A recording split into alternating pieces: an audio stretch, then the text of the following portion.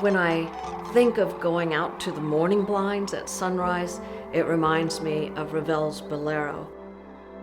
You're there in the silence, and then you begin to hear a little bit of sound, and it draws to a greater and greater crescendo as the sun is coming up. When you're out there in the morning at 5 a.m. and you watch that sun coming up, it's just a fabulous sight. I can see 10,000 cranes right out in front of me. It's comparable to the wildebeest in Africa or the caribou in Alaska, but these are 600,000 birds that are flying north for the summer.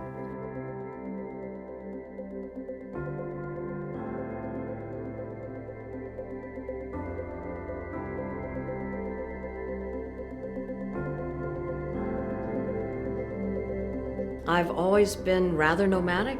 I've always been curious about what's over the next hill. And suddenly I began to be aware of these big gray birds. So I wanted to know more about them. And I began to look into tours. And the tour guide was a volunteer, Irv Nichols. So I started asking him more and more questions. We got to a point where we established a conversation with each other, and she had a lot of questions to answer. So I said, well, why don't we go out to dinner and talk about this? And as they say, the rest is history. So after Sandra and I established our relationship, we decided after about a year that we were ready to migrate with the Sandhill Cranes also. And we would follow them through their migration all the way up to Alaska, where their breeding grounds were. So we packed up her little Honda and we drove all the way up to Alaska, stopping along the way at the different crane places, the Platte River. We went out to California and followed them up from California into Washington, where we boarded a ferry. After departing the ferry and driving 1,000 miles, we got to Homer, Alaska. We got to Homer in late April, and it was snowed in. It was snowing when we got there, and I thought, how are these cranes going to do this? It was a hard journey for us, but for the cranes, well, sure enough, a week later, they showed up, and I looked out at Kachemak Bay and thought, oh my gosh, the cranes are here. Well, the cranes started arriving shortly after we were there. And they came in by the thousands, and we would take people for walks, explain what we knew about cranes. And people just have a real curiosity about this bird. The most frequently asked question, do they mate for life? Well, of course, they don't mate for life. They only mate for a few seconds, 30 seconds or so. But they are monogamous birds. They are always communicating. They have a unison call, which is really important in establishing and maintaining that pair bond. They have alarm calls. They have a contented purr. They have a lot of contact calls. You rarely hear cranes on the move that are totally quiet. And they dance. They celebrate life.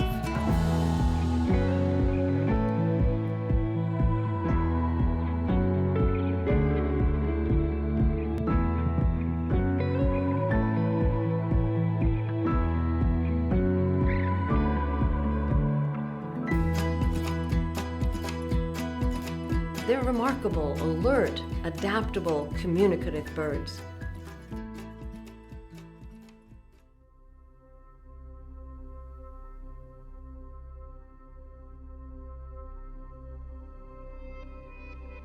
In connecting people with cranes, Irv and I think it's equally important to connect people with the cranes' habitats. All the world over, the 15 species of cranes in the world are associated with wetlands. Wetlands are in danger. And so it's really important for people to understand that without these habitats, without these wetland ecosystems, there would be a loss not just of this bird, but of a lot of different kind of wildlife.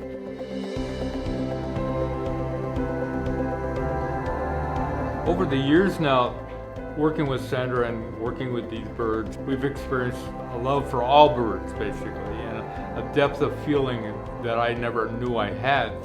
When you see a flock of cranes flying overhead and you see them coming in for a landing, and you can almost hear that landing gear come down as they hit the water. It's an amazing thing with the sun setting in the background or coming up. Sandhill cranes are wonderful. They are just terrific birds. I'm grateful to Sandhill Cranes for a lot of things, for reconnecting me with nature, for introducing me to the volunteer, the nomadic naturalist volunteer lifestyle, for connecting me with Earth and this great adventure that our life has become.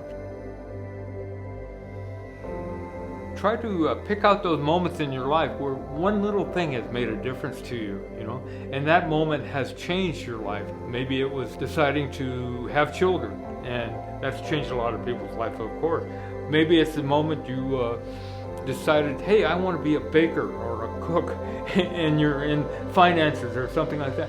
Act on it. I just say it'll be much more rewarding when you get to my age to look back on life and say, okay, I did what I wanted to do and I'm happy with it. In the back of your head, you know that you should have done this or you should have done that. Do it.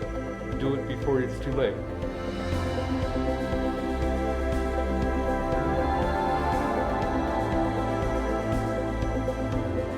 The wonder is always there.